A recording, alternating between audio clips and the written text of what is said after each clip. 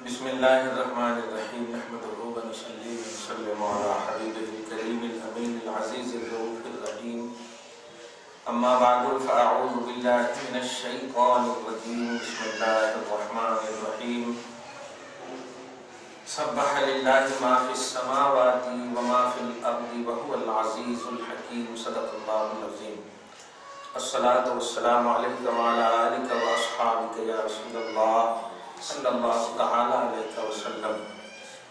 سورہ حشر، اس کا تھوڑا سا ڈیٹیل آپ ہم سب پہلے سن لیں۔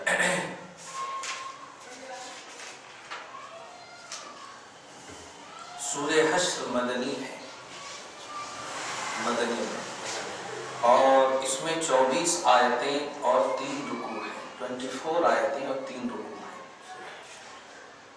445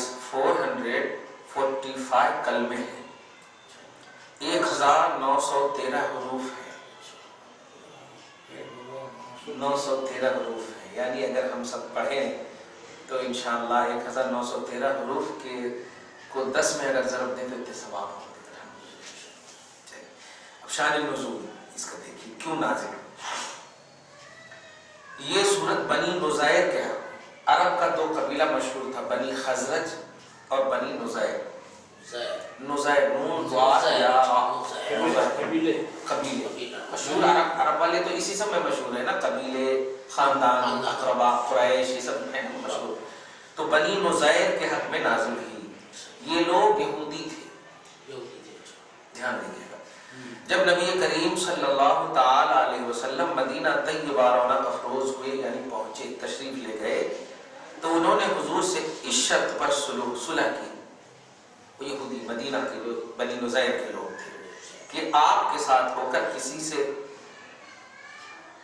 نہ لڑیں گے اور نہ جنگ کریں گے۔ یہ صلح نہیں، آپ کے ساتھ ہیں اور آپ کے ساتھ ہو کر کسی سے ہم لڑیں گے بھی نہیں اور جنگ بھی نہیں کریں گے، یہ صلح کی۔ لیکن جب جنگ بدر میں اسلام کی فتح ہوئی، کیونکہ 2 ہجری میں جنگ بدر شروع ہو، مدینہ جب گئے تو بنی نزیر نے کہا یہ وہی نبی ہے جن کی صفت توریت میں ہے، یعنی ایکسپٹ کیا نبوت کو، مان لیا کہ ہاں ایسا۔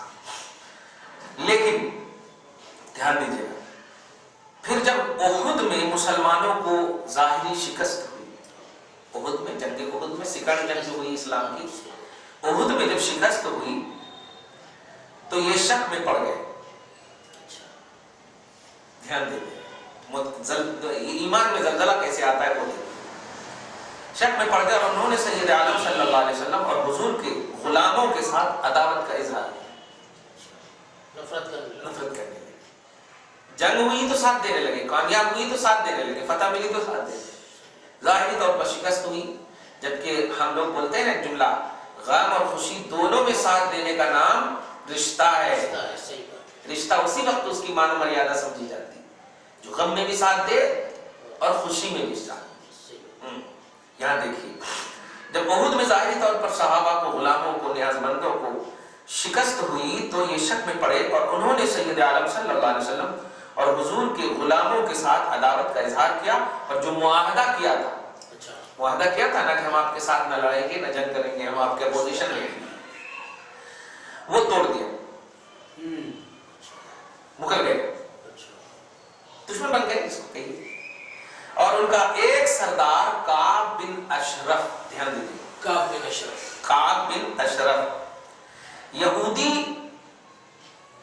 40 یہودی سواروں کے ساتھ لے کر مکہ مکرمہ پہنچ گیا۔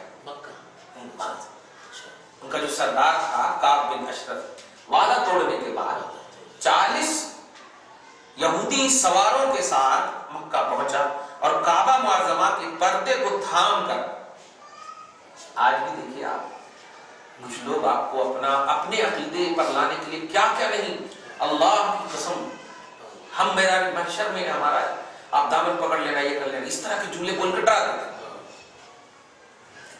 ویسے ہی کعبہ معظمہ کے پردے تھام کر قریش کے سرداروں سے رسول کریم صلی اللہ تعالی علیہ وسلم کے خلاف معاہدہ کیا، معاہدہ کر لیا، یہاں کا معاہدہ توڑ دیا نبی سے، غلاموں سے، صحابہ سے، اور قریش، مکہ کے جو قریش تھے ان سے یہ معاہدہ کیا غلاف کعبہ پکڑ کے. اور اللہ تعالیٰ کے علم دینے سے دھیان دے دے گا. حضور صلی اللہ علیہ وسلم اس حال پر پورے طور پر مطلع تھے، یعنی حضور کو پورا معلوم ہے کیا کر رہے ہیں. بنی نزیر سے ایک تو یہ ہوئی، ایک یہ خیانت کی، دھیان دیں. اور دوسری ایک خیانت اور بھی ان سے یہ ہوئی کہ انہوں نے قلعہ کے اوپر سے سید عالم صلی اللہ علیہ وسلم پر بارادہ فاسد یعنی برے خیال سے ایک پتھر گرایا تھا. ارادے سے، برے ارادہ کیا تھا کہ مر جائے پتھر گرا کر کے. پہلی خیانت کیا تھی؟ وہ معاہدہ توڑا. اور دوسری خیانت ایک قلعے پر چڑھ کر کے نبی جس طرف سے گزر رہے تھے اس کے اوپر سے پتھر مارا. اللہ پاک نے ہمیں بچایا، پروردگار عالم نے رسول کو بچایا. اللہ تعالیٰ نے حضور کو خبردار کر دیا اور بفضل ہی تعالیٰ حضور محفوظ رہے، حضور کو کچھ نہیں ہوا. دھیان دیجیے، غرض ہے کہ جب یہود بنی نزیر نے خیانت کی اور عہد شکنی کی، وعدہ توڑا. دو وعدہ ہے. ایک تو ڈائریکٹ وعدہ کیا تھا کہ ہم جنگ نہیں کریں، دوسرا نبی کو ڈائریکٹ مارنے کی زبردست مخالفت ہوئی. اور کفار قریش سے حضور کے خلاف عہد کیا تو سید عالم صلی اللہ علیہ وسلم نے محمد بن سلمہ انصاری کو اپنے غلام، محمد بن سلمہ، وہاں کعب بن اشرف، یاد دیجیے گا یہودی، محمد بن سلمہ انصاری کو حکم دیا اور انہوں نے کعب بن اشرف کو قتل کر دیا. کیونکہ دو خیانت کر دی نا. ڈیفینس کے طور پر رسول پاک پر پتھر مارا، پہلی مخالفت کی. اب جو بنیاد ہی میں اتنی زبردست مخالفت ہوگی تو اللہ کے رسول صلی اللہ علیہ وسلم پر اجازت ہوئی اللہ کی طرف سے، تو کچھ نہیں اپنی طرف سے. تو محمد بن سلمہ انصاری کے ذریعے سے کعب بن اشرف کو قتل کروا دیا گیا. پھر حضور اپنے لشکر کے ساتھ بنی نزیر کی طرف روانہ ہوئے، بنی نزیر کی طرف، مدینے میں، ہاں جہاں یہ بسے تھے، اور ان کا محاصرہ کر لیا. نظر بندی اس کو. اور یہ محاصرہ 21 روز رہا، 21 days. اس درمیان میں منافقین نے یہودی سے ہمدردی اور موافقت کے بہت معاہدے کیے. منافقین نے، کیونکہ حضور کے غلاموں کے ساتھ بھی تو کچھ لوگ رہتے تھے نا دوگلے قسم کے، تو یہودیوں سے بہت ساری موافقت اور ہمدردی کی بات کی، لیکن اللہ تعالیٰ نے ان سب کو ناکام کیا. یہود کے دلوں میں روب ڈال دیا تھا، نبی کا بھی اور نبی کے غلاموں کا. اب دیکھیے سب آئے گی گئے، آخرکار انہیں حضور کے حکم سے جلا وطن ہونا پڑا. شہر بدر جس کو جلا وطن ہونا پڑا، اور وہ وہ شام اور اریحہ اور خیبر کی طرف چلے گئے. یہ ہوا پس منظر. اب ترجمہ سنیے تو مزہ آئے گا. پس منظر سمجھ میں آ گیا. کعب بن اشرف یہودی کا سردار، محمد بن سلمہ نے انہیں قتل کیا. مدینہ میں یہ صورت نازل ہوئی، ہوگی مدنی یہ صورت. حضور علیہ الصلوۃ والسلام نے اپنے غلاموں کے ساتھ ان سب کو شہر مدینہ سے نکلوایا، دو مخالفت اور مسلسل مخالفت کرنے کی وجہ سے. اب آپ کو ترجمہ دیکھیے. اللہ کے نام سے شروع جو نہایت مہربان. اب یہاں پر آئے یہ تو پہلے جو غوث پاک بسم اللہ کا ٹرانسلیشن کرتے ہیں وہ یہ بسم اللہ الذي ظهر على عموم ما ظهر وبطن وبالحکمت المتقنہ العلیہ. وہ اللہ کے نام سے جو اللہ اپنی تمام ظاہر اور باطن کے اوپر غالب ہے، اپنی حکمت یقینیہ کے ساتھ، بلند حکمت کے ساتھ. الرحمن اور جو رحیم ہے اپنے تمام مظاہر پر، بے حفاظت الجود، سخاوت کر کے، فیضان سخاوت کے ساتھ. المتجلی علی الصور البدیع، مختلف قسموں کے ذریعے سے، شکل اور حیثیت سمجھ میں نہیں آتی اور اللہ کا فیضان دے. اللہ کا فیضان جسے ضرورت نہیں ہوتی ہے، جسے وہم و گمان بھی نہیں ہوتا کہ بارش ہوگی، بارش ہو جاتی ہے. جسے وہم و گمان بھی نہیں ہوتا کہ کمائی ہوگی، کمائی ہو جاتی ہے. یہ اللہ کا فیضان یعنی رحمان کا فیضان. الرحیم لهم بالإعادة والإرجاع إلى الفطرة الأصلية والمبدأ الحقيقي. رحیم ہے ان مخلص بندوں پر، انہیں اصلی فطرت اور حقیقی مبدا کی طرف توفیق دیتے. یعنی آپ کو ہم کو اپنی اصلیت اللہ پہچانوا دے. یہ بہت بڑی کرم کی بات ہے، بہت بڑی عظمت کی بات ہے.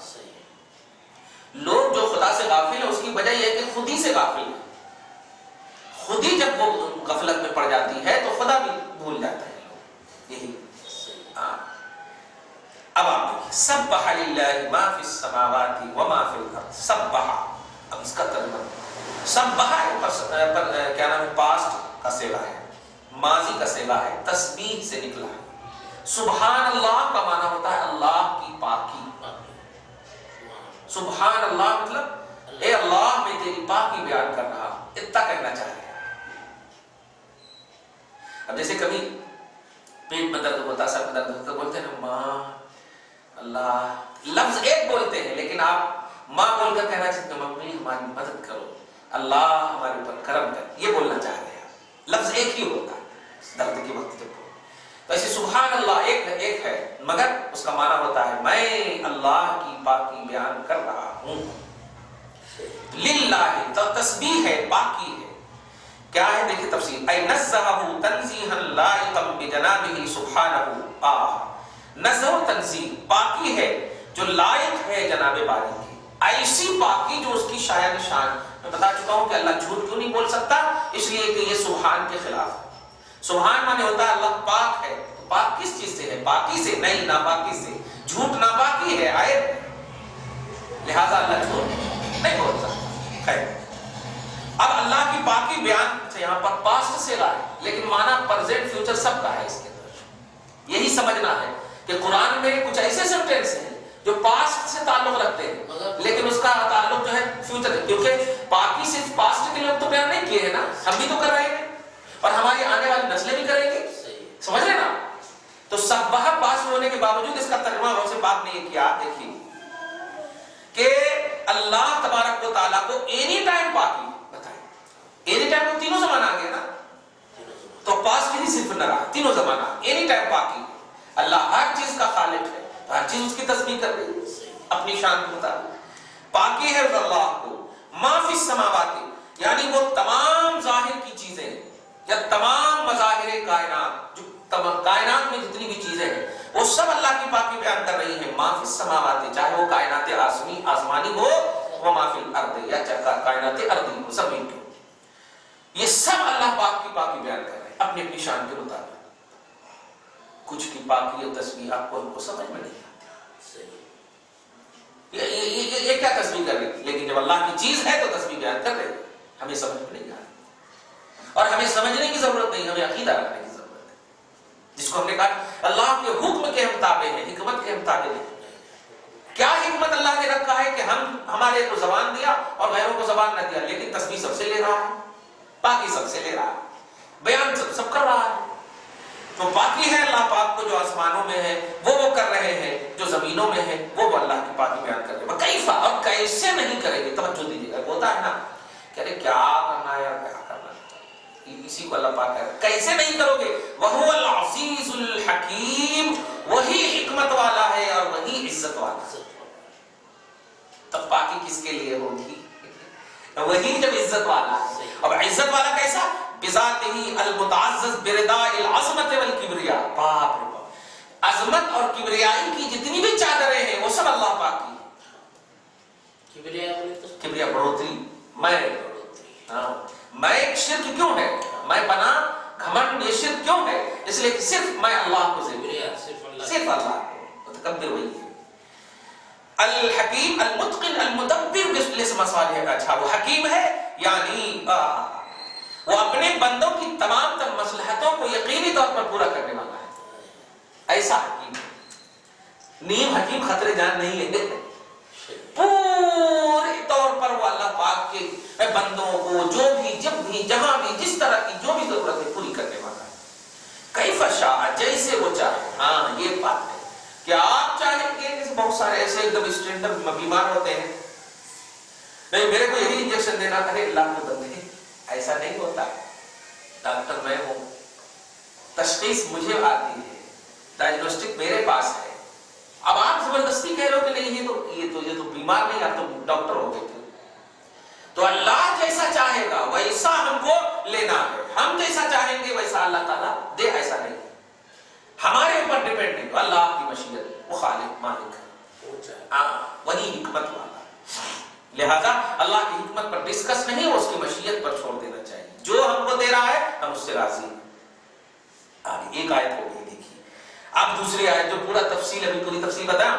هو الذی. اچھا ایک بات سب سے امپورٹنٹ بات پھر کل بتاؤں گا. سب سے امپورٹنٹ بات یہ ہے کہ یہ بتائیے کہ کس نے قتل کیا تھا کعب بن اشرف کو؟ محمد بن سلمان.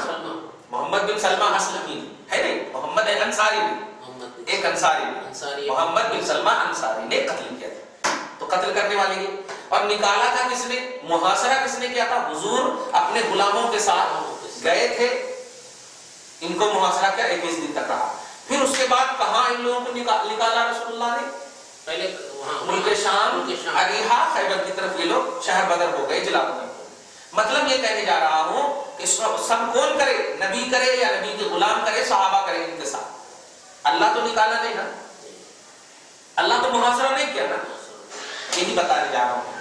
اللہ پاک کے بندوں ایسا نہ سمجھنا کہ اگر ایک انصاری نے قتل کیا ہے تو یہ ظلم ہے, نہیں. اللہ پاک نے ان کے عمل کو, یا رسول پاک نے محاصرہ کیا ہے تو ظلم ہے, نہیں. اللہ پاک نے نبی کے عمل کو, غلاموں نے, نبیوں نے جو نکالا ان کو شہر بدر کیا, ایسا ہرگز نہ سمجھنا کہ انہوں نے اپنی طرف سے کیا ہے, نہیں. اللہ فرماتا هو الذی اخرج الذین کفروا, وہ اللہ جو حکمت والا اور عزت والا, اس نے نکالا ان کافروں کو. نکالنے والے نبی ہیں, نکالنے والے صحابہ ہیں, لیکن اللہ پاک نے ان کے عمل کو اپنا عمل قرار دیا. یہ بتانے جا رہا ہوں, ان کے عمل کو اپنا عمل قرار دیا. وہ اس حدیث پاک کو بھی آئندہ مہینہ بھی چونکہ آنے والا ہے نا, پوچھے اگر اس حدیث پاک کو بھی سمجھائیے امت کو کہ اللہ ہاتھ بن جاتا ہے, اللہ پاؤں بن جاتا ہے, اللہ زبان بن جاتا ہے, اللہ آنکھ بن جاتا ہے. مراد کیا ہے؟ ہاتھ ہے محمد رسول اللہ کے, کام اللہ پاک کر رہا ہے. نکال رہے ہیں رسول اللہ, فعل ہے رسول کا, کام اللہ پاک کر رہا ہے. تو جو اللہ کے محبوب بندوں کا کام ہوتا ہے وہ خدا کا کام ہوتا ہے, اس میں خدا کی تاثیر ہوتی ہے. بندے شکل میں دکھتے ہیں, ہوتی ہے طاقت اللہ کی. جیسے کہ اللہ پاک کا هو الذی اخرج الذین, وہ اللہ جس نے نکالا. ارے ہم نے تفسیر ابھی دیکھا تو نکالنے والے نبی ہیں, نکالنے والے صحابہ ہیں, سمجھ رہے نا آپ یہودیوں کو.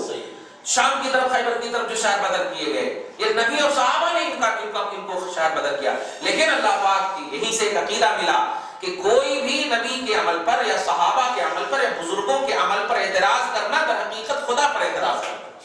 صحیح بات, اس سے یہ عقیدہ خدا پر اعتراض. اللہ سبحانہ فرماتا هو الذی اخرج الذین بمقتضى عزته وحکمته, اپنی عزت اور اپنی حکمت کے تقاضے کے تحت وہ اللہ ان ظلم کرنے والے, اسراف کرنے والے کافروں کو.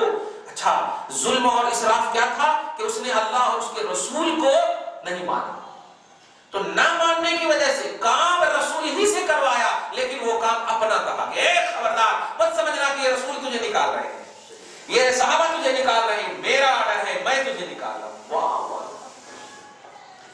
وَهُوَ إِجْلَاءُ بَنِي نُزَيْرَ مَكِّ, غوث پاک بھی تفسیر کر رہے ہیں. کیا علم دیکھیے غوث پاک, قبیلہ بنی نزیر, ابھی تفسیر دیکھیں نا جمہور تفسیر, اور وہی تفسیر غوث پاک بھی فرما رہے ہیں. اس کا کیا مطلب ہوا؟ غوث پاک کوئی صرف مطلب یہ کہ باطنی تصور صرف دینے کے لیے نہیں ہے, وہ ظاہری علم بھی آپ کے پاس ہمارے پاس رکھتے ہیں. الحمدللہ. وہ قبیلہ بنی نزیر کو اجلا مانے ہوتا ہے جلا وطن کرنا, وطن سے نکالنا. تو کافروں کو نکالے من اہل, باوجود ہے کہ یہ اہل کتاب تھے, کفر کی کوئی صورت نہیں تھی ان کے پاس, ظلم و اسراف کی کوئی صورت نہیں تھی ان کے پاس, کیونکہ جو کوئی بھی انسان بغیر بیس کے نہیں جیتا. چور کا بھی کوئی نہ کوئی بیس ہوتا, ڈاکو کا بھی کوئی نہ کوئی بیس ہوتا, بغیر بیس کے نہیں جیتا. تو یہودی کا نبی کے خلاف جانے کا بیس کیا ہے؟ کچھ بیس نہیں ہے. رب کہہ رہا ہے تمہارے پاس کچھ بیس نہیں, کیونکہ تم اہل کتاب ہو. توریت دیکھو, تم اہل کتاب ہو, یہودی کہلاتے ہو. توریت دیکھو, اور محمد کا انکار کر نہیں, اقرار موجود ہے اس میں. تو مع انہم غوثتے, باوجود ہے کہ وہ بھی اہل کتاب, وہ اہل کتاب سے تھے. اب دیکھیے وہ اللہ جو نکالا ان کافروں کو, اہل کتاب کو, من دیارہم, ان کے گھروں سے. واہ, کون گھر؟ المألوفہ, جن گھروں کو بہت پیار کرتے تھے, الفت والا گھر. وَأَوْطَانَهُمُ الْمَأْنُوسَةُ وَأَوْطَانِهِمُ الْمَأْنُوسَةُ, اور جن وطنوں سے وہ بہت مانوس تھے, صدیوں سے آ رہے تھے. صدیوں سے اب گھر اچانک چھوڑ دیا کہ کرائے کے رہنے والے گھر کو چھوڑا جاتا ہے تو دل دکھتا ہے، صحیح ہے کہ نہیں؟ ارے ہماری یادیں جڑی ہوئی ہیں، اگر نکالا جائے تو زجرن علیہم، کیوں نکالا گیا؟ انہیں جھڑکتے ہوئے، وتذلیلا لہم، اور ان کی ذلت اور رسوائی دکھانے کے لیے، واقعا ایاہم، جو واقع ہے ان کے لیے۔ اور توجہ دیجیے گا، یہ پہلا حشر ہے، یہ دیکھیے سورہ حشر کی بات، لأول الحشر، پہلے حشر کے وقت، یعنی ابھی تو تم نبی کا انکار کیے ہو، تو اس انکار کی وجہ سے اللہ اتنا ناراض ہوا کہ نبی کو آرڈر کیا، غلاموں کو آرڈر کیا کہ محاصرہ کرو، محاصرہ کرنے کے بعد پھر ان کو جلا وطن کر دو۔ یہ بہت پہلا حشر ہے، یہ ابھی تو مرنے کے بعد کا حشر، ابھی تو میدان محشر۔ تو سورہ حشر اسی وجہ سے رکھا گیا ہے کہ اس میں بنی نضیر کے یہودیوں کو مدینہ سے نکالا گیا، یعنی ان کا حشر دنیا میں بھی برا ہوا۔ یہ ہے ہاں، حشر مانے وہی کیفیت حال۔ تو لأول الحشر، حشر کا ورڈ ہے اس کے اندر، تو اللہ پاک نے ان کافروں کو ان کے گھروں سے اول حشر کے وقت نکالا۔ اول حشر فی اول حشرہم واجلائہم الواقع علیہم بظہور الاسلام۔ کیا مطلب کہ ابھی جو میں نکال رہا ہوں، تم ایسا نہ سمجھنا کہ نکال کر کے تم کو اب جو ملنا تھا مل گیا، ایسا نہیں، یہ تو ابھی ابتدا ہے، جس کو ٹرائل بولتے ہیں نا، ابھی تو ابھی ٹرائل ہے، ابھی یہ پہلا حشر ہے، ابھی تو آنے والا ہے۔ آگے فرماتے ہیں اذ اجلا رسول اللہ، دیکھیے اللہ پاک نے نکالا تھا، لیکن آپ اس کو ذرا محبت کی دنیا میں دیکھیں، رسول پاک نے جلا فرمایا بنی نضیر کو اولا من المدینہ الى الشام، مدینہ سے شام کی طرف پہلی مرتبہ۔ ثم اجلا، اب دیکھیے گا دوسرا حشر، پہلا حشر رسول پاک نے نکالا، اب پھر یہی یہودی مانے نہیں، یہاں تک کہ نبی کی تشریف اوری کے بعد، لے جانے کے بعد یہاں سے اللہ پاک کی بارگاہ توجہ دے رہے ہیں ظاہری طور پر، پھر ابو بکر صدیق کی بھی خلافت آئی، ان میں بھی یہ لوگ نہیں مانے۔ اس کے بعد ثم اجلا بقیت الکفرہ عمر رضی اللہ عنہ فی خلافت، پھر جتنے بھی یہودی کفار باقی رہ گئے تھے ان کو حضرت عمر نے اپنی خلافت میں جلا وطن کیا۔ انظروا کیف اخرجہم سبحانہ بکمال قدرتہ وعزتہ، تو غور کرو اللہ پاک ان محبوب بندوں کے عمل کو اپنا عمل قرار دے رہا ہے۔ پہلے راؤنڈ میں نبی نے نکالا تو کہا میں نے نکالا، دوسرے راؤنڈ میں عمر نے نکالا تو کہا میں نے نکالا، جس سے خصوصیت کے ساتھ ایک عقیدہ ہم سب کو ملا کہ اللہ کے محبوب بندوں کا قول اور فعل، یعنی ان کی ہر ادا وہ اللہ کی ادا ہوا کرتی ہے، اللہ کا قول ہوا کرتا ہے، اللہ کا فعل ہوا کرتا ہے۔ گویا محبوب بندوں پر اعتراض کرنا رب پر اعتراض ہے، خصوصیت کے ساتھ سید الانبیاء پر اعتراض کرنا یہ تو بہت بڑی نادانی اور بہت بڑے کفر کی بات ہے، کیونکہ نبی نے ان کا محاصرہ کیا، رب نے کہا نہیں میں نے کیا، نبی نے ان کو نکالا، رب نے کہا میں نے نکالا۔ اس کا کیا مطلب ہوا؟ اگر کسی نے نبی کو تکلیف دیا تو گیا رب کو تکلیف دیا، کسی نے نبی کو ستایا تو رب کو ستایا، کسی نے نبی کو گالی دیا تو رب کو گالی دیا۔ جب سوچ لیں، کسی نے اگر کہا نبی کو علم غیب نہیں ہے تو اللہ کو علم غیب نہیں ہے، کسی نے نبی کو اختیار انکار کیا تو اللہ کو اختیار نہیں ہے، کیونکہ نبی کا ہر فعل اور ہر عمل، ہر ادا اللہ کا، ہر فعل ہر ادا۔ ایک لفظ میں الوہیت، معبودیت، یعنی معبود صرف محمد نہیں ہے، باقی سارے اوصاف اللہ پاک نے اپنے فضل سے عطا فرمائے۔ رحیم مصطفیٰ ہے، عزیز مصطفیٰ ہے، رؤوف مصطفیٰ ہے، نور مصطفیٰ ہے، یہ سب کیا ہے؟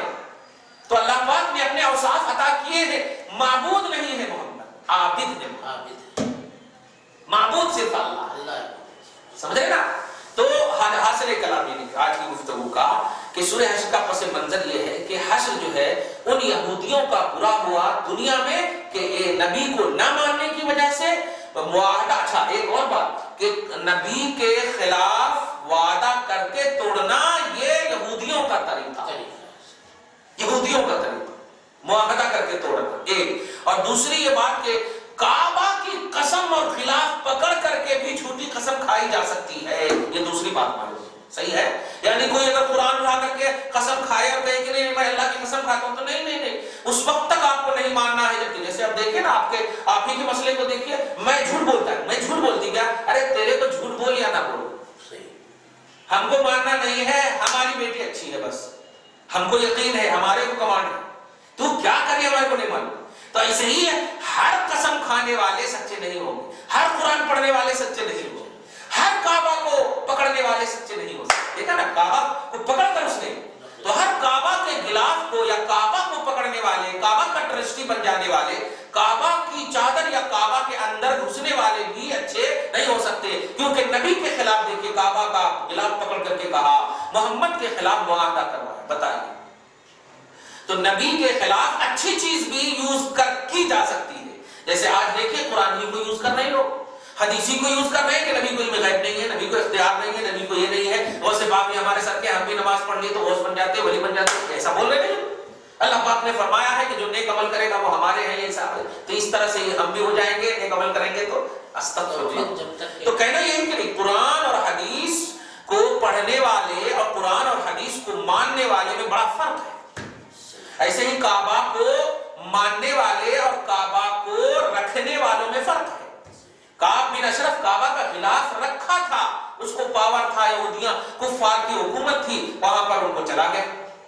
آج دیکھیے نا، نجدی حکومت اگر صحیح حکومت رہتی، بتائیے صدام کے زمانے میں سعودی عرب میں داخل کیوں نہیں ہوئے کبھی امریکہ کے لوگ، اور آج دیکھیے پورے لوگ داخل ہو گئے۔ اتنا ظلم کرنے والا کیسے داخل ہو گیا اور جا کر کے وہاں سینسر کیا جا رہا ہے؟ کس کو؟ مطلب یہ کہ مندر کو۔ بتائیے تو، جس سرزمین سے توحید کا نعرہ لگے، اللہ اکبر کا نعرہ لگے، نبی نے کعبہ سے 365 بت کو نکالا تب جا کر نماز پڑھی، اور یہاں بت بنانے کی اجازت مل رہی ہے۔ دیکھ رہے ہیں، اگرچہ نہیں بنا ہے اور وہ ہو بھی نہیں سکا سکسیسفل، جو مودی گئے تھے وہ سکسیسفل بھی نہیں ہو سکتا۔ کہنا یہ ہے کہ ہر کعبہ کے غلاف کو چومنے والے، ہر اللہ رسول کا نام لینے والے، ہر کلمہ پڑھنے والے اپنے یا اللہ کے واقعی ہیں، ایسا نہیں ہے۔ نبی کے جو سچے ہیں، اللہ کے محبوب بندے کو جو سچے ہیں، وہی اپنے ہیں۔ خاص طور سے ایک پوائنٹ دیا جو میں میڈیا میں بھی یہی جملہ ڈالوں گا کہ کعبہ کا غلاف پکڑ کے بھی کوئی قسم کھائے گا اور اگر نبی کا دشمن ہوگا تو ہم اسے سچا نہیں مان سکتے، صحابہ کا دشمن ہوگا سچا ہم نہیں مان سکتے۔ سچا کے لیے ضروری ہے کہ آپ جھوپڑی میں رہو، کعبہ میں نہ رہو، جھوپڑی میں رہو اور نبی کو مانو۔ سمجھ رہے؟ اسی کو رسول نے کہا ہے، کیا نہ عرب والوں کو عجم والوں پر فضیلت ہے، نہ عجم والوں کو عرب والوں پر فضیلت ہے۔ فضیلت کس کو ہے؟ جس کے پاس تقویٰ ہے۔ تو آپ اپنی جھوپڑی میں اگر متقی پرہیزگار ہیں تو اللہ کا رسول کہہ رہا ہے آپ بھی اللہ کی بارگاہ میں متقی و پرہیزگار ہو تو مکرم۔ اب کوئی کعبہ کے اندر جیسے کعب بن اشرف غلاف پکڑ کر کے کھا رہا ہے، قسم معاہدہ دلا رہا تو وہ جھوٹا ہے، قتل کروا دیا رسول اللہ۔ دعا ہے پروردگار عالم آج کی اس خصوصی گفتگو کو قبول فرمائے۔ اس عظیم الشان مہینے کے کچھ لمحے بچے ہیں، پروردگار فیض و برکات سے ہم سب کو مالا مال فرمائے۔